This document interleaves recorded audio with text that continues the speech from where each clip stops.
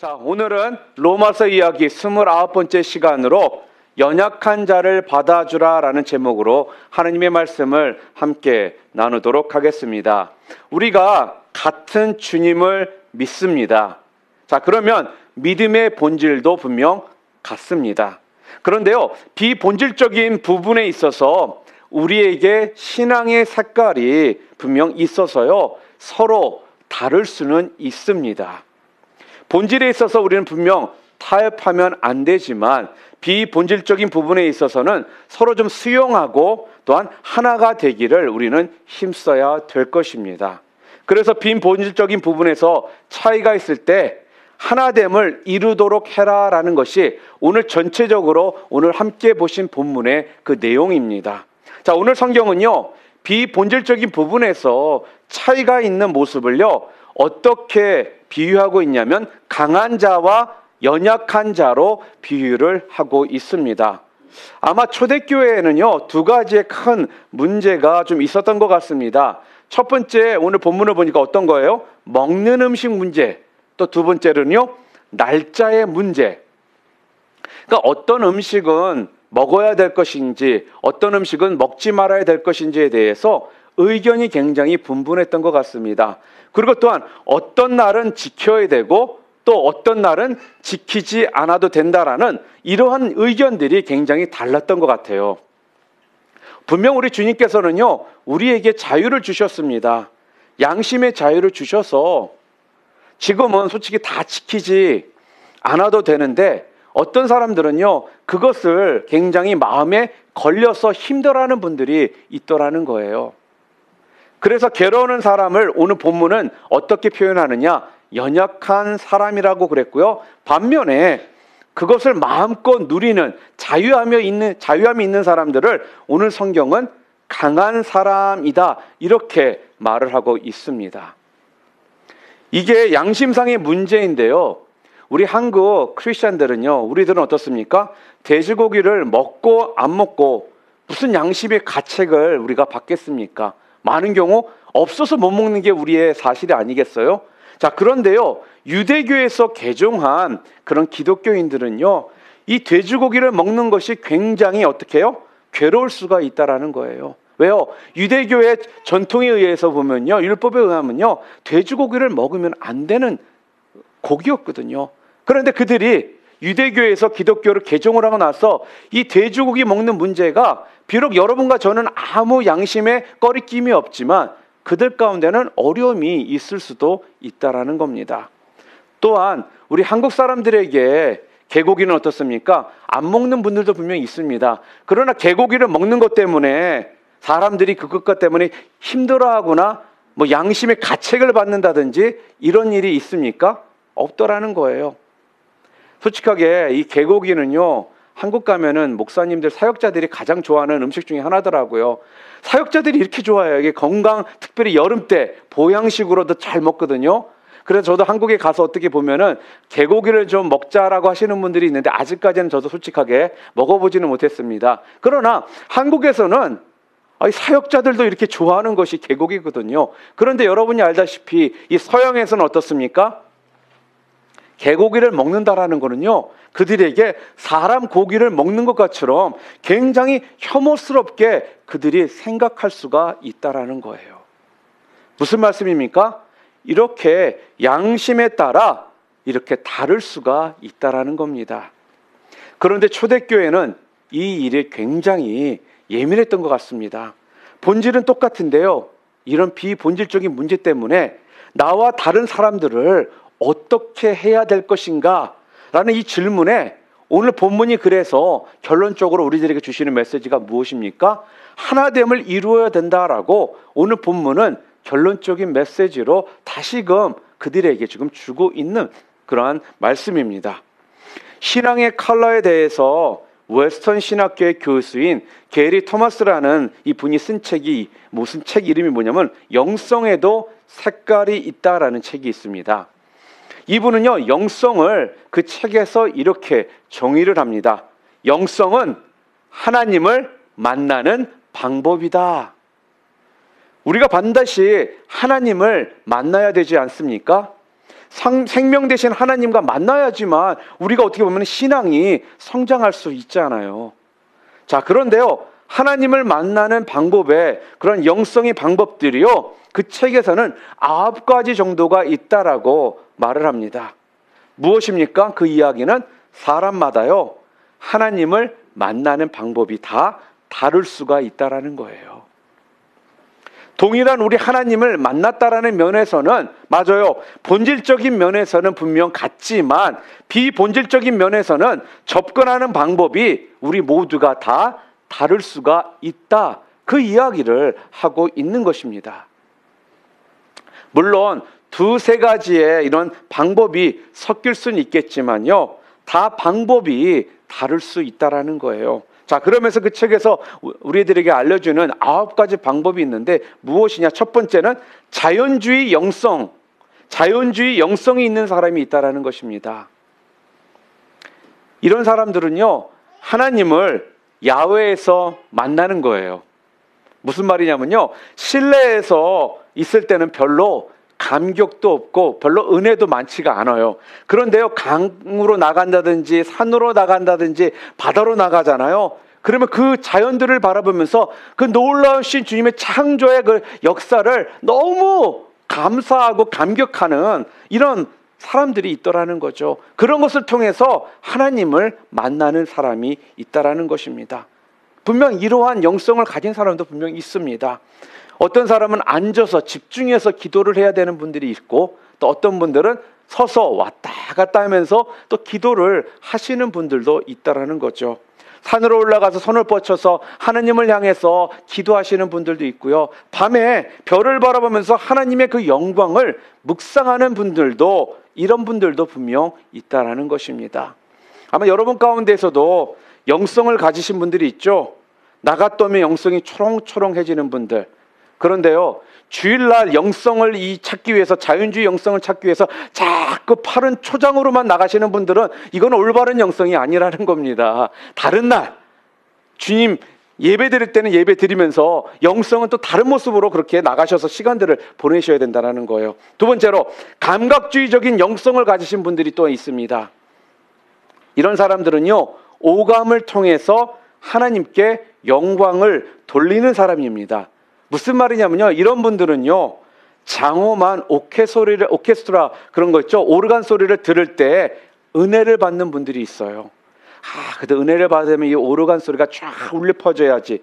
또 이런 분들, 또한 시각적으로 교회 건물이나 또한 교회 예배당의 이러한 데코 같은 것들이 아름답게 되어 있는 것을 바라보시면서 그 안에서 은혜가 된다면서 영성을 기르시는 분들도 있고요. 또한 격 있는 언어라고 그러죠. 언어 단어 하나하나를 좀 격 있는 단어로, 이런 단어를 사용할 때 은혜가 된다는 이런 분들도 분명 있더라는 것입니다. 이런 사람들이 분명 있어요, 여러분. 그래서 여러분 잘 아시는, 우리 성당 가보신 분들은 잘 아실 겁니다. 가톨릭 성당에 가보면요, 성당 굉장히 성당 안에가 아름답고 화려합니다. 그리고요, 우리 기독교는 솔직히 교회 예배당이 거의 좀 심플한 편이잖아요. 그러니까 십자가 정도 하나 정도 교회 안에 어떻게 보면 있고, 많은 경우 그렇게 화려하지 않거든요. 그런데 성당을 가보면 여러분들 알다시피 굉장히 성당은 화려합니다. 그리고요, 성당에 가면요, 여러분 예배라고 하지 않고 성당에서는 미사를 드린다라고 이야기를 해요. 미사를 드릴 때요, 사제가요, 향 같은 거를 뿌립니다. 이렇게 향을요. 그런데 이런 향을 맡을 때 은혜가 된다는 분들이 있더라는 거예요. 그런 향을 맡아야 하나님을 만나는 것 같다라는, 이렇게 말씀하시는 분들이 또한 있더라는 것입니다. 이런 분들이 뭐예요? 감각주의 영성을 가지신 분들이라는 겁니다. 세 번째로, 정통주의 영성이라는 게 있어요. 정통주의 영성. 이건 우리 한국의 오래된 장로 교인들이 많이 가지고 있는 건데요, 의식과 상징을 통해서 하나님을 만나라는 거예요. 그러니까 성가대가 예배 시작할 때 성가대가 당연히 꼭 있어야 돼요. 성가대의 찬양으로 뭐든지 쫙 시작해야 되는 것 같고, 의식적인 순서들이 쫙 전통적으로 이어내려온 것들이, 이런 것들이 좀 있어야 되고, 이럴 때 그런 분위기 안에서 은혜가 되고 또한 하나님을 만날 수 있다라고, 이렇게 정통주의 그러한 영성을 가지신 분들이 있습니다. 그러니까 이런 분들은 굉장히 규칙적인 예배 생활을 굉장히 강조를 합니다. 그래서 11조도 강조하고요. 또한 주일 성수도 강조하고요. 어떤 경건한 분위기, 또한 경건한 모양을 굉장히 중요하게 생각하는 분들이 바로 이런 정통주의 영성을 가지신 분들입니다. 네 번째로는요, 금욕주의 영성이라는 게 있습니다. 금욕주의 영성이라는 건요, 금욕주의 영성은 고독과 단절 속에서 하나님을 만날 수 있다라고 하는 겁니다. 이런 분들은요, 시끄러운 걸 별로 좋아하지 않습니다. 소음이 있으면 기도를 못 한대요. 조용해야지 기도가 된다라는 겁니다. 또한 사람이 많으면 기도를 잘 못하겠다고 합니다. 묵상이 잘 안 된다고 합니다. 그래서 낮에 조용히 교회 와서 혼자 기도드린다든지 산에 올라가서 기도원 같은 데 가서 기도하시는 분들, 또한 금식하시는 분들, 이렇게 소음과 사람들로부터 단절된 상황 가운데에서 하나님과 1대1로 만나는 것을 좋아하는 분들 있지 않습니까? 이런 분들이 금욕주의 영성을 가지신 분들입니다. 또한 다섯 번째로 행동주의 영성이 있습니다. 이 사람은요, 참여와 그러한 대결을 통해서 하나님을 만날 수 있다라고 생각을 합니다. 그러니까 정의의 하나님을 믿는 거예요. 무슨 말씀이냐면요, 성경에서 제일 좋아하는 장면이 뭐냐면요, 예수님께서 성전을 뒤집어 엎으신 그 사건을 너무나 좋아합니다. 통쾌함을 느끼고요, 야, 이것이 진짜지, 이것이 참 믿음이지 라고 생각하는 분들, 선지자 중에 누가 제일 좋냐고 하면 다른 사람 안 찾습니다. 엘리야 선지자를 가장 좋아하는 분들이 있어요. 바로 바알과 아세라 선지자 850대 1로 싸웠던 그 능력을 하나님 앞에 간절하게 간구하며 능력의 삶을 살고자 하는 분들이 있거든요. 이런 분들이 행동주의 영성을 가지신 분들이라는 것입니다. 그래서 이런 분들이 자주 쓰시는 단어가 있거든요. 그 단어가 뭐냐? 영적 전쟁이라는 단어를 참 자주 씁니다. 기도할 때도요, 주먹을 후두르면서 양 싹게 기도하시고요. 또 찬양도요, 마귀들과 싸울지라, 이런 찬양만 좋아하시고요. 어쨌든 간에 굉장히 적극적으로 참여를 통해서 부딪히면서 승리해 나가는 이러한 영성을 바로 뭐라고요? 행동주의 영성이라고 말을 합니다. 또한 여섯 번째로는요, 박애주의 영성이라는 게 있습니다. 믿음이란 뭐냐? 이웃을 사랑하는 거다라고 생각하고 믿는 분이십니다. 그래서 많은 사람들을 섬기고 사랑하는 것을 굉장히 좋아합니다. 가난한 사람을 보면요, 눈물이 납니다. 장애우들에 대해서는요, 헌신적으로 섬기고자 하는 마음이 있는 사람입니다. 그러면서 이러한 섬기면서 자신이 하나님을 만나고 은혜를 받는 것입니다. 일반적으로 우리가 사회봉사활동을 하잖아요. 커뮤니티 서비스를 하면요, 많은 경우 어떻습니까? 힘든 일들을 하고 나면은 지칩니다. 그리고 많이 힘들어합니다. 그런데요, 이런 박애주의 영성을 가지신 분들은요, 오히려 가난한 사람들을 돕고 또한 어려운 이웃을 도울 때 오히려 영적으로 재충전이 된다라는 거예요. 왜요? 영성 자체가요, 그렇기 때문에 그렇습니다. 그리고 일곱 번째로 열정주의 영성이라는 것이 있습니다. 열정주의 영성이라는 건요, 바로 신비와 축제 같은 걸 좋아한다라는 거예요. 무슨 말씀이냐면요, 이런 분들은 예배를 드려도 그냥 가만히 예배 드리는 게 힘들어요. 예배를 드리면 좀 팔딱팔딱 뛰고 예배도 드리고 찬양도 손뼉 막 쳐가면서 신나게 몸을 막 움직이면서 이렇게 열정적으로 예배를 드릴 때 그 안에서 하나님을 만나고 그 안에서 영성이 더욱더 충만해지는 분들이 계시다라는 겁니다. 특별히 젊은이들이 많이 모이는 교회 가면요, 이런 모습들이 참 많거든요. 그래서 그런 교회는요, 은사주의적인 그러한 교회의 모습들이 많이 있습니다. 박수 칠 때도요, 너무 열심히 박수가 쳐가지고 손바닥에 손금이 사라질 정도로 열심히 박수를 치면서 그렇게 예배를 드리는 사람들, 이게 바로 무엇입니까? 바로 열정주의 영성이라는 겁니다. 여덟 번째로는요, 묵상주의 영성이 있습니다. 묵상주의 영성은요, 바로 열정주의 영성하고 반대가 되는 거예요. 예수님이 신랑이라고 분명히 알고 있고 또한 자기 자신이 예수님의 신부다라고 분명 알고 있는 사람입니다. 성경에 그렇게 나와 있는 것처럼요. 그래서요, 이런 분들은 기도할 때요, 마치 사랑하는 애인에게 속삭이듯이 기도를 합니다. 그래서 이런 분들이 많이 쓰는 단어를 보면요, 사랑해요 라는 단어를 참 많이 씁니다. 그래서 예수님 사랑합니다, 그 다음에 주님밖에 없습니다, 절 버리지 마세요, 예수님 너무 보고 싶어요, 이러한 단어들을 참 많이 쓰시면서 기도를 드리시는 분들이요, 바로 묵상주의 영성자라는 거예요. 이 말씀은 마치 여자가 애인에게 매달려서 애원하듯이 그렇게 기도를 하는 분들입니다. 이게 바로 묵상주의 영성이라는 겁니다. 마지막으로 9번째는요, 지성주의 영성이라는 것이 있습니다. 이 사람들은요, 생각과 이성으로 하나님께 영광을 돌릴 수 있고요, 또한 하나님을 만날 수 있다라고 생각을 합니다. 이런 사람들이 강조하는 것이 무엇이냐면요, 독서예요. 책을 읽는 것에 대해서 굉장히 강조를 많이 합니다. 그리고 성경 공부를 굉장히 강조를 많이 합니다. 우리 한국교회 이런 모습들이 솔직히 좀 많은 편입니다. 그래서 공부해야, 책 많이 읽어야, 성경책 많이 배워야, 그래야 하나님을 깊이 만날 수 있다라고, 또 거기에서 만족을 얻으면서 더욱더 영성이 자라나는, 또 자란다라고 생각하는 분들, 그런 분들이라는 것입니다. 왜 그렇습니까? 바로 이렇게 지성주의 영성을 갖고 있기 때문에 그렇다라는 것입니다. 사랑하는 성도 여러분, 한번 잘 보시기를 바랍니다. 9가지의 이 영성 중에요, 한 가지의 영성을 가지고 있는 분들이 있고요, 2가지, 3가지, 4가지 다른 방법을 통해서 그 영성을 어떻게 해요? 유지하시는 분들이 분명 있다라는 거예요. 이렇게 분명히 다른 모습 가운데 1가지, 2가지씩 가지고 있을지라도 다른 모습 가운데 우리의 영성이 어떻게 해요? 성장할 수가 있다라는 거예요. 그런데요, 이게 국가마다, 민족마다 그 영성의 컬러가 다르다라는 겁니다. 이 9가지 중에 무엇이 옳고 그르냐, 그것은 우리가 말할 수가 없습니다. 다 하나님을 만나는 방법이 때로는 서로가 다를 수 있기 때문에 우리는 그 부분을 서로 어떻게 해준다고요? 인정해 줄 필요가 있다라는 것입니다.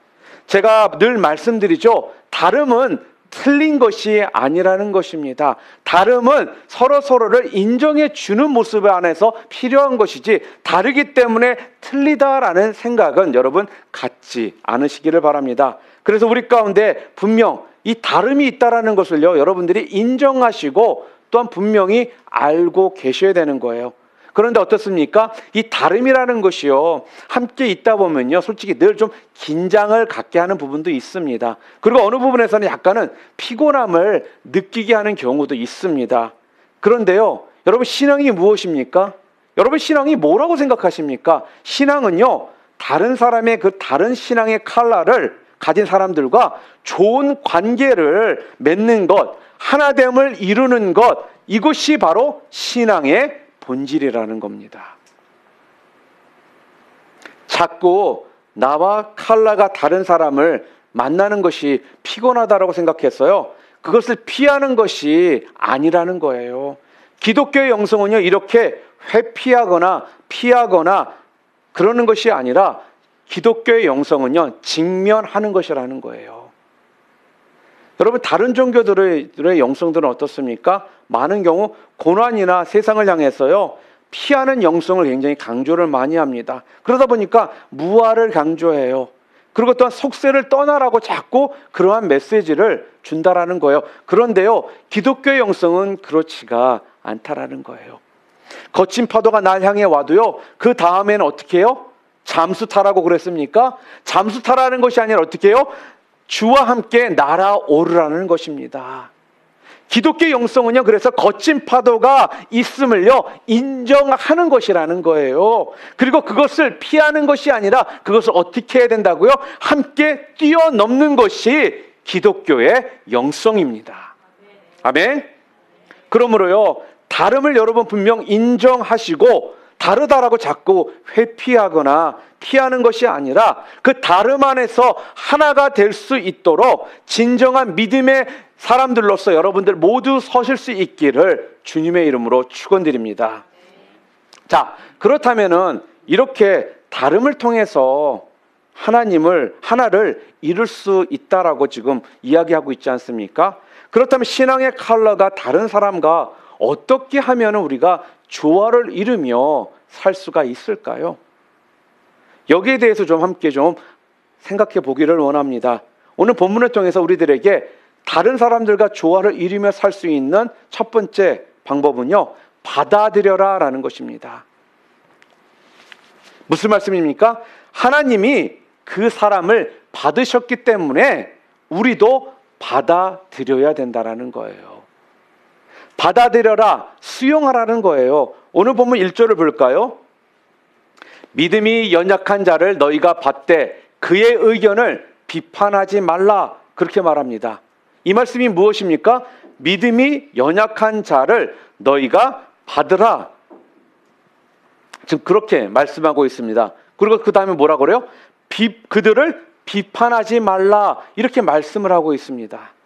그리고요, 14장 3절에 보게 되면은 업신 여기지 말라라는 이야기도 오늘 본문에서 하고 있습니다. 14장 3절, 먹는 자는 먹지 않는 자를 업신 여기지 말고 먹지 않는 자는 먹는 자를 비판하지 말라, 이는 하나님이 그를 받으셨음이라, 이렇게 분명히 오늘 성경에서 말하고 있습니다. 그러니까 자기하고 신앙의 색깔이, 신앙의 컬러가 다르다라고요, 그 사람을 바라보면서 비판하거나 업신여기거나 이렇게 하는 것은 옳지 않다, 지금 그렇게 말씀을 하는 겁니다. 이유가 무엇이라고요? 3절에 하반절에 보니까 하나님이 그를 받으셨음이니라, 그게 이유라는 거예요. 하나님이 그를 받으셨기 때문에 그들을 비판하거나 업신여기지 말라라는 겁니다. 하나님이 그 사람을 받았는데 왜 네가 자꾸 아니라고 우기느냐, 그 이야기를 하고 계시는 거거든요. 우리의 주 되신 하나님께서 받아주셨다라면 우리도 받아주어야 된다라는 것입니다. 여러분이 잘 아시는 사도행전 10장에 보면은요, 사도 베드로가 나옵니다. 10장 13절에 보면 이런 말씀이 있죠. 또 소리가 이르되 베드로야 일어나 잡아 먹어야 하거늘. 그랬더니 베드로가 어떻게 반응을 합니까? 14절에 베드로가 이르되 주여 그럴 수 없나이다. 속되고 깨끗하지 아니한 것을 내가 결코 먹지 아니하였나이다 한데, 이렇게 베드로가 반응을 하더라는 것입니다. 지금 하나님께서 뭐라는 거예요? 먹으라 그러는데 베드로는 지금 어떻게 하고 있어요? 못 먹겠습니다, 지금 그러고 있어요.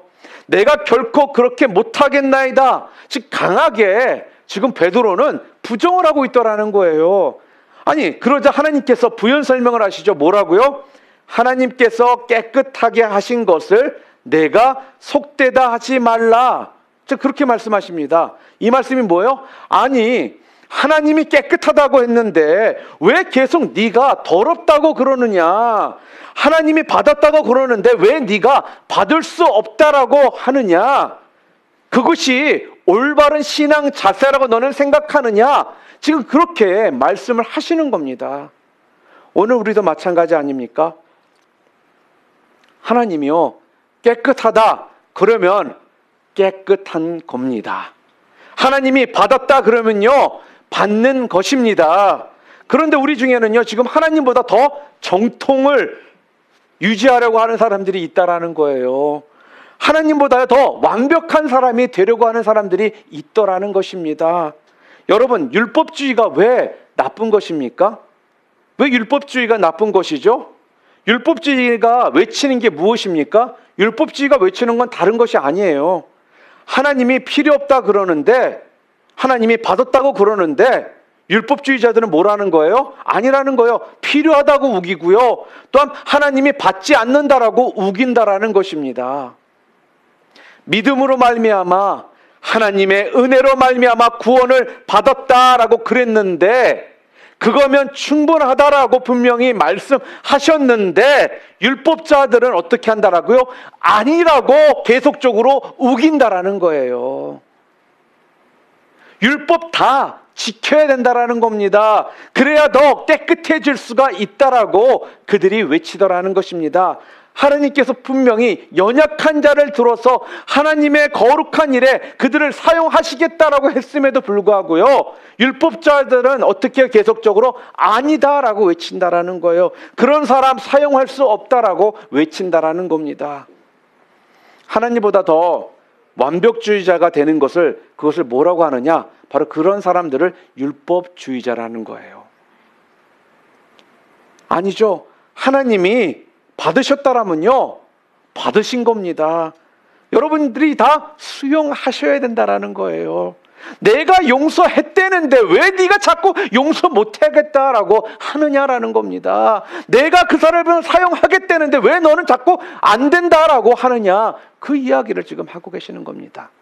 사랑하는 성도 여러분, 혹시 우리가 이렇게 율법주의적인 신앙 가운데 하나님이 받으셨다는데, 하나님이 사용하시겠다는데 아니라고 지금 이렇게 하나님보다 더 정통을 외치고 계시는 분들이 계십니까? 하나님보다 더 완벽주의적인 삶을 살겠다라고 하시는 분들이 혹시 계십니까? 오늘 본문은요, 아니라는 겁니다. 그것이 옳지 않다라고 우리들에게 지금 말씀하고 있습니다. 예를 들어서요, 미국의 대각성운동이 한 2번 정도 크게 일어났었습니다. 큰 부흥이 있었거든요. 첫 번째가 한 18세기경에 조나단 에드워드를 통해서 큰 대각성 운동이 일어났었습니다. 그때 조나단 에드워드가 강조했던 것이 무엇이냐면요, 하나님은 주권이다라는 것이었습니다. 그래서 모든 부흥과 은혜는 하나님이 다 주시는 것이다, 모든 권세는 다 하나님께 있다라고 이렇게 주장을 했거든요. 그리고 그 당시에 그 1차 대각성 운동 때 놀라운 부흥들이 있었습니다. 그 다음에 19세기 중반에 제2차 대각성 운동이 일어났는데, 그때는 바로 찰스 핀이라는 그분이 그 운동을 주도했던 분이십니다. 찰스 핀은요, 그게 아니라는 거예요. 인간에게 하나님께서 지혜와 이성을 주셨다라는 겁니다. 그렇기 때문에 우리가 할 수 있는 방법을 다 동원해서 부흥회 같은 것도 하고 어떠한 캠페인 같은 걸 통해서 하나님을 받아들이고 변화될 수 있다, 이런 걸 굉장히 강조했던 사람이 찰스 핀이었습니다. 방법론을 굉장히 강조했던 거죠. 자, 그런데 찰스 핀이를 통해서도요, 놀라운 하나님의 부흥 일들이 일어났습니다. 그런데요, 방금 전에 제가 말씀드린 것처럼 이 두 사람의 컬러가요, 너무나도 다른 거예요. 한 사람은 하나님의 주권을 강조했고요, 또 다른 한 사람은 하나님의 책임을 강조를 했거든요. 그러다 보니까 이 두 가지 사이에서 굉장히 논쟁들이 많았던 것 같습니다. 조나단 에드워드가 오르냐, 찰스 핀이가 오르냐, 누가 오르냐 싸우니까 싸움이 그치질 않는 거예요. 서로 컬러를 계속 주장하기 시작하니까 그렇게 되더라는 것입니다. 그런데 이걸 우리가 좀 객관적으로 한번 생각해 봤으면 좋겠습니다. 중요한 게 무엇입니까? 오늘 본문이 우리들에게 말씀하고 있는 게 하나님이 그를 받으셨느냐 아니냐, 하나님이 그를 사용하셨느냐 아니냐, 그것이 지금 중요하다고 오늘 본문은 지금 우리들에게 말씀해 주고 있거든요. 자, 그러면 잘 보세요. 하나님이 조나단 에드워드를 사용하셨죠. 그리고 하나님께서 또한 찰스 핀이를 사용하셨습니다. 자, 둘 다 하나님께서 받아들이셨습니다. 둘 다 사용하셨지 않았습니까? 자, 그렇다면 우리는 어떻게 해야 될까요? 이 둘 다 받아들여야 된다라는 거예요.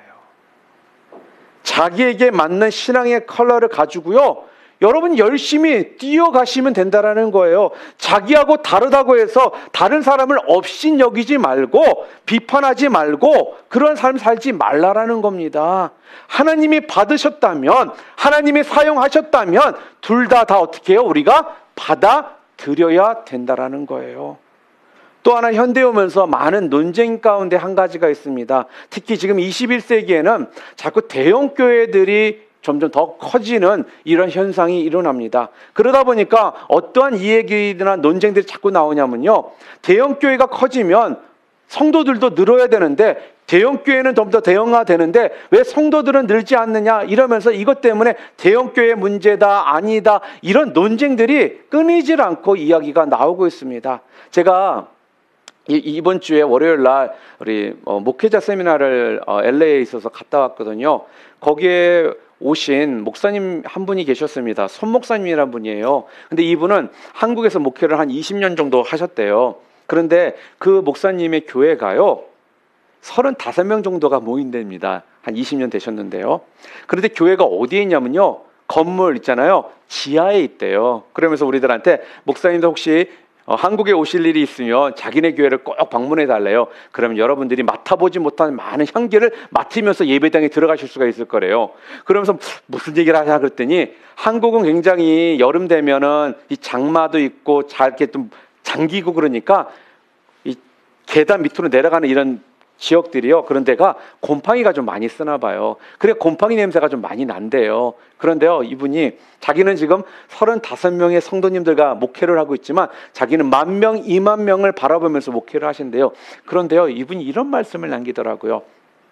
자기 교회는요, 지난 14년 동안 한국에 있는 그러한 소형교회, 개척교회 이런 목사님들을요, 다 교회에서 모셔다가 미국으로 보내드려서 미국에서 그런 교회들도 좀 탐방하실 수 있게 하고, 또 여러 가지 미국 문화들도 좀 볼 수 있는 이런 기회를 지난 14년 동안 해오고 계신다라는 거예요.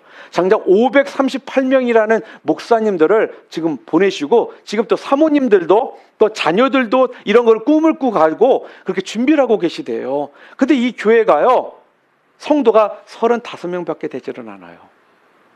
이렇게 작은 교회, 이런 소형 교회가요, 이러한 일들을 지난 14년 동안 하고 계시는데요, 이 목사님의 얼굴을 보는데 너무 얼굴이 기쁘시고 환하신 거예요. 그러면서 이 목사님이 그렇게 얘기하더라고요.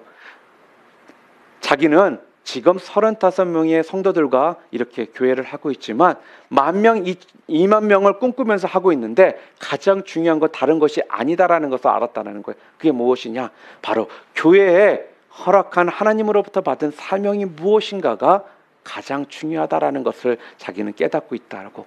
그래서 자기네 교회에 허락하신 사명이 그렇게 작은 교회, 개척교회 목사님들을 섬기는 것이 이 교회의 사명이니까 35명이 밖에 모여있지 않지만 지난 14년 동안 그렇게 많은 분들의 목사님들을 교회에서 후원해가지고 미국으로 보내고, 또 그곳에서 또 함께 교제를 나눌 수 있도록 이런 귀한 사역들을 베풀고 계시더라는 거예요. 그러면서요, 청년들을 올해 목표가 500명을 데리고 한국에서 오는 거래요. 그러면서 저희 교회 청년들이 있네요. 그래서 있다라고. 아직 장가가지 못한 형제들도 많이 있는데 이쁜 자매들 데리고 올 테니까 꼭 데리고 오라고 저한테 이렇게 얘기를 하더라고요. 35명이 문제가 아니었습니다. 그 교회에 어떠한 사명을 갖고 그 사명을 바라보고 가느냐가 더 중요한 것이지, 대형교회냐 중형교회냐 소형교회가 문제가 아니더라는 거예요. 하나님이 대형교회를 사용하시면 사용하시는 거고, 중형교회를 사용하시려면 중형교회를 사용하시는 거고, 소형교회를 사용하신다면 소형교회를 사용하신다라는 겁니다. 무엇입니까? 어떠한 모습일지라도 하나님께서 사용하시면 그것을 비판하거나 아니라고 우기고 따지는 것이 아니라 그것을 어떻게 해요? 우리는 받아들이면 된다라는 말씀입니다. 그것이 우리 가운데 필요하다라는 거예요. 그것이 바로 오늘 성경이 우리들에게 자꾸 강조하시는 부분입니다. 다름은 틀린 것이 아니라는 것입니다. 다른 것은 정상이라는 거예요. 다름을 통해 하나가 되는 것이 진정 하나님이 원하시는 우리의 모습이다라는 것을 계속적으로 오늘 본문이 우리들에게 재차 강조해서 말씀을 하고 있는 것입니다. 사랑하는 성도 여러분, 서로 비판하지 말고 품어줄 줄 아는 그런 모습이 바로 하나님께서 여러분과 저를 통해 보기를 원하시는 모습입니다. 오늘 본문 4절을 보니까요, 그래서 남의 하인을 비판하는 너는 누구냐 이렇게 말을 합니다. 간단히 말해서는 너는 누구냐, 네가 뭔데 간섭이냐, 지금 굉장히 삿대질 하듯이 지금 말씀을 하시는 거예요. 아니, 주인 되신 하나님이 그를 사용하시겠다는데, 주인 되신 하나님이 괜찮다고 하는데 왜 자꾸 네가 아니라고 그러냐, 그러는 거예요. 가끔씩 이런 거 있죠. 아, 내가 맛있다는데 아니라고 옆에서 자꾸 그러면 미칩니다. 그거 내가 맛있어서 먹겠다는데 맛없다고 먹지 말라면 이거 사람 환장하거든요. 지금 이런 일들이 벌어지고 있는 거예요. 지금 4절 후반부에 그가 서 있는 것이 넘어지는 것이 자기 주인에게 있음에 그가 세움을 받으리니 이는 그를 세우시는 권능이 주께 있음이라. 뭐예요? 왜 하나님이 세우셨는데 네가 자꾸 시비를 거느냐. 그 얘기를 하는 거예요. 하나님이 세우셨다라는 거예요. 사랑하는 성도 여러분, 이게 오늘 우리가 가져야 될 바로 올바른 생각이라는 겁니다. 하나님이 받으신 사람이면요, 하나님이 받으신 사람이라면요, 여러분 받아들이시기를 바랍니다. 이유 없이 그냥 받으십시오. 그게 바로 우리 성도들이 가져야 될 올바른 자세라는 겁니다. 또 한 가지, 신앙의 칼라가 다른 사람들이 하나가 되는 길이 어디에 있느냐? 오늘 본문을 보니까 오직 주를 위하여, 무슨 말이에요? 목표가 같으면 하나가 될 수 있다라는 거예요. 목적이 같으면요, 비록 우리가 각자의 역할이 다를지라도요, 우리가 다른 각자의 역할을 열심히 하면 된다라는 거예요. 6절 말씀 볼까요? 우리 함께 읽겠습니다. 나를 중히 여기는 자도 주를 위하여 중히 여기고 먹는 자도 주를 위하여 먹으니 이는 하나님께 감사하며 먹지 않는 자도 주를 위하여 먹지 아니하며 하나님께 감사하느니라. 7절 8절 함께 보겠습니다. 우리 중에 누구든지 자기를 위하여 사는 자가 없고 자기를 위하여 죽는 자도 없도다. 우리가 살아도 주를 위하여 살고 죽어도 주를 위하여 죽나니 그러므로 사나 죽으나 우리가 주의 것이로다. 아멘. 신앙의 칼라가 다른데요, 일치되는 게 지금 뭐예요? 먹든지 안 먹든지 상관없이 다 그것이 다 뭐예요? 주를 위하여. 여기에 일치가 되더라는 거예요. 무슨 말씀입니까? 주를 위하는 모습이 있다 그러면요, 신앙의 칼라가 좀 다르더라도 다 품어주라는 겁니다. 받아들이라는 거예요. 여러분, 제가 청년 사역들을 오래 하다 보니까 단기 선교를 자주 갔었습니다. 그러니까 1년에만 2번씩 갈 때도 있었고 막 그러거든요. 단기 선교를 좀 준비하다 보면 참 재밌는 일들이 많거든요. 그리고 또한 그 단기 선교에 함께하는 지체들이 좀 다들 성격들이 좀 다른 부분들이 있지 않습니까? 어떤 형제는요, 한 번은 굉장히 꼼꼼해요. 그래가지고 준비를 철저하게 너무나 잘하는 거예요. 그러니까 가만히 보니까요, 떠날 때까지 혼자 바쁩니다. 이것저것 다 책값하고 쟁값하고 막 그러는데 사람들이, 또 다른 멤버들이 그걸 싫어해요. 그냥 네 거 네가 알아서 하고 난 내 거 알아서 할 테니까 leave me alone, 이러한 그런 모습들이니까 괜히 좀 싫어하는 것들이 있더라고요. 그런데요, 솔직히요, 제가 볼 때요, 아니더라는 거예요. 그 형제가 지적해 주는 것들이 너무나도 정확하더라는 겁니다.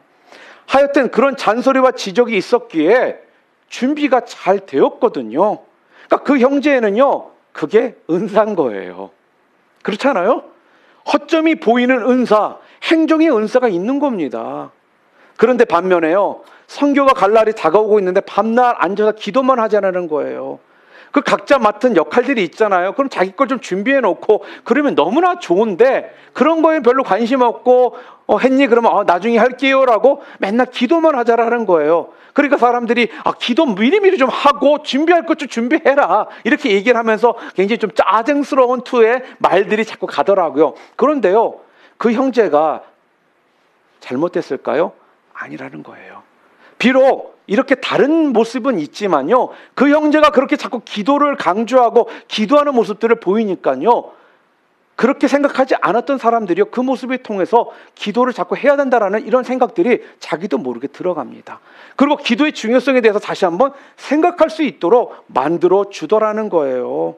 무슨 말씀입니까? 이렇게 각자 역할이 다른데요, 한 가지 목표가, 한 가지 목적이 같잖아요. 그러면 그 다른 모습을 통해서요, 하나님께서 우리를 어떻게 나가신다고요? 준비해 가시더라는 겁니다. 왜요? 이 모든 게 지금 누구를 위해서 하는 것이기 때문에요, 주를 위해서 하는 것이기 때문에 우리가 어떻게 해요? 각자 역할이 다를지라도 목표가 같으니까 그것들을 우리가 용납해 줄 수 있게 된다라는 겁니다. 여러분, 오늘 우리가 하나 될 수 있는 이유가 무엇입니까? 다른 것이 아니죠. 여러분과 제가 모두가 바로 주를 위해 우리가 살려고 하기 때문에 그럴 때 우리가 하나가 되어서 주님 앞에 영광을 돌리게 되는 것입니다. 말씀을 정리합니다. 사랑하는 성도 여러분, 신앙의 본질은요, 결코 타협할 수가 없습니다. 그런데요, 비본질적인 부분에 있어서는요, 서로의 신앙의 컬러가 좀 다르더라도요, 받아들여야 합니다. 수용하셔야 된다라는 겁니다. 나와 신앙의 색깔이 좀 다르다라고 해서 그런 사람들을 업신여기거나 비판하거나 여러분 싸우지 않으시기를 바랍니다. 오직 주를 위하여라는 이런 깃발 안에서요, 여러분 비판이 아니라 각자에게 주어진 그 역할에 여러분 충성을 다하실 수 있기를 바랍니다. 그럴 때 여러분들이 어떻게 된다라고요? 하나가 되는 것이고, 그럴 때 여러분들이 어떻게 된다고요? 받아들이는 삶을 여러분들이 사실 수 있게 되는 것입니다. 믿기는 우리 뉴라이프 뉴비전 교회는요, 본질만큼은 절대로 타협하지 않지만 이 비본질적인 부분에서는 서로가 서로를 받아들이고 또한 주님 안에서 하나가 됨을 통해 하나님 앞에 영광 돌릴 수 있는 주님의 귀한 일꾼들, 주님의 귀한 종들 여러분 모두 되시기를 주님의 이름으로 축원합니다. 우리 함께 기도하시겠습니다.